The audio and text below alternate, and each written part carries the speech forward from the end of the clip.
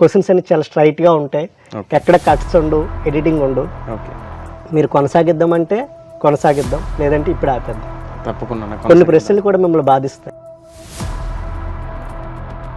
మీ father NTR గారు సీఎంగా ఉన్న సమయంలో మాడుగుల చోడవరం నియోజకవర్గంలో ఉన్న రంగురాలు తీసుకువెళ్ళి దీని ద్వారా కోట్లాది రూపాయలు మనకు వస్తుందని చెప్పి ఆయన రంగురాల తవ్వకాలు కోట్లు సంపాదించుకున్నారనే విమర్శ, ఆరోపణ కూడా ఉంది కదా. రంగురాలు తీసుకెళ్ళడం వాస్తవం.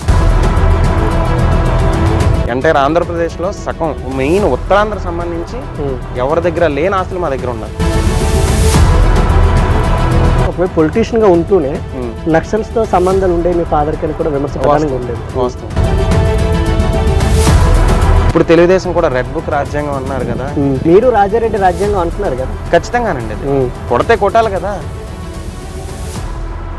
ఖద్దరు బట్టలకు ఉన్న విలువ ఖచ్చితంగా జెండా మోసిన కార్యకర్తకి లేదని లేదు. అది మీ వైసీపీలోనే లేదా? వైసీపీలో లేదు.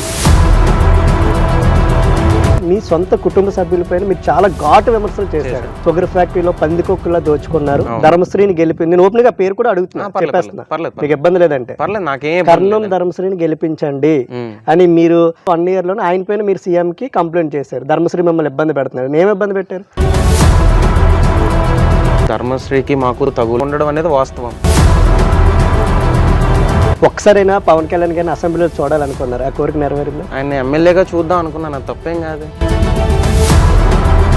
15 ఏళ్ళు మీ ఫాదర్ ఇక్కడ ఎమ్మెల్యేగా పనిచేస్తారు కదా, ఆయన హయాంలో ఏం చేస్తారు చోడవరంటే?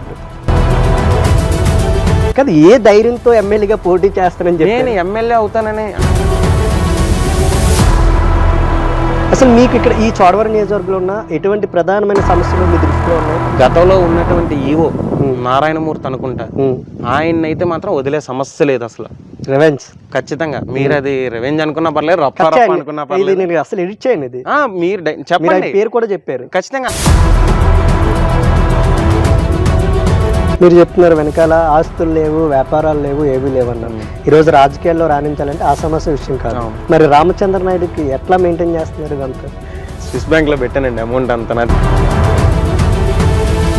అంటే అధికారులకి తిడతారు, అధికారులు కొడతారు కూడా. ఖచ్చితంగా అధికారుల మీద తిరగబడ్డ కొట్టడం అవన్నీ జరిగినాయి. ఆడవాళ్ళ చేత మాత్రం తన్నించడం వాస్తవం.